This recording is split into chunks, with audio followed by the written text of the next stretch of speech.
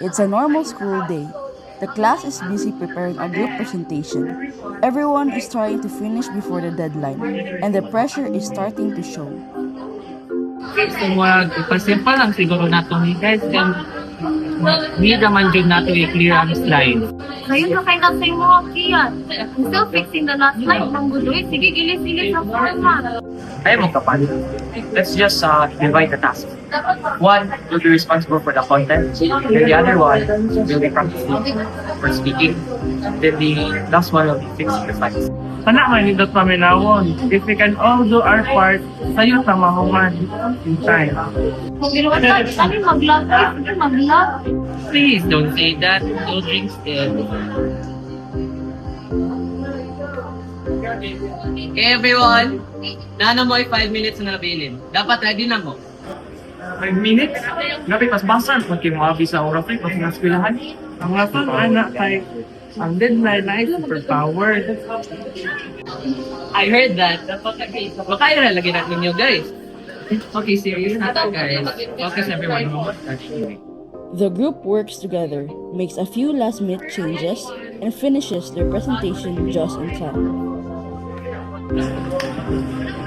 Excellent work everyone. Thank you for presenting. You may now take your break. Goodbye and thank you Sir Andy. Thank you for teaching us today. As soon as break starts, the classroom atmosphere changes. Students relax, talk with friends, and think about one important thing: food.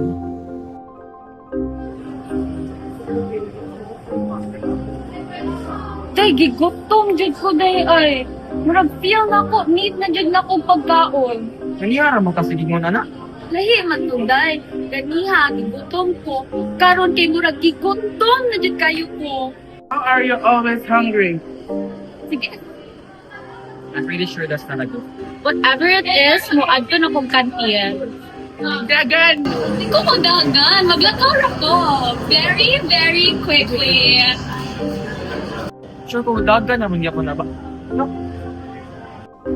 The hungry student rushes into the hallway, focused entirely on reaching the canteen. Food, here I come! Pagbantay ko, day! Sorry, wala. Diyos ko kita inyo. There's water everywhere. Wow, ha? Nahurot kita kong tubig. Sorry, Jud ko ayo. Wala, Jud ko nakakuta. I swear, wala. Jud ako to gitulo. Medyo murag mangita sa kinsang olimpiyaan eh. Oh, Jud, kaya kasi na mas slide. The students notice the spill, but before anyone can do anything about it, another student approaches. Tumang na, bilabis na kumalat sa taas! Sira ka?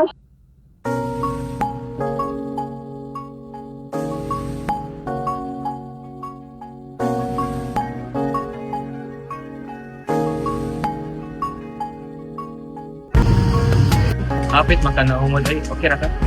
Ulo kita atoy. Hoy, unsa may night abo dire? Sir, nay tubig na yaw boss. Sama mo slip. Baliw po everyone, step away from this area. This is usually how accidents happen. A small mistake can become a big problem if people aren't careful.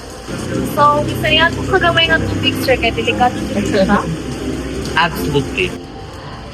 Excuse me, nagdungog daw ko na daw tubig na yabo dire. Perfect timing. This is the tool that will help solve the problem. Ama? All the mock face bars. But what's the actual science behind it? Yeah! What's the science behind it? A mop uses several physics concepts that help improve both safety and productivity. Physics in a mop? Absolutely. Let's find out. Why is the mop so effective at cleaning skills? A mop uses several physics concepts such as absorption, friction, force, and pressure. How does absorption work?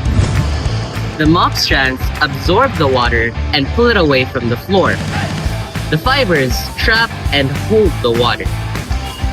That's why the floor becomes drier after using the mop. How about friction? How does it work? When the floor is wet, There is less friction between your shoes and the floor, thus making it slippery. So removing the water increases friction. Exactly. More friction means better grip and a lower chance of slipping. When the janitor pushes the mop, he applies force.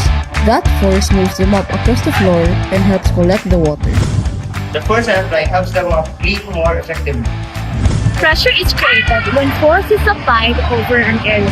Pressing the mop against the floor helps the mop stand, make better contact with the surface, and absorb more water. So one simple tool helps us work more efficiently and stay safe. That's the perfect example of how physics improves productivity and safety.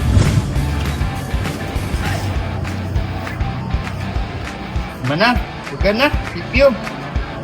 Wow, it looks so much better now. And much safer.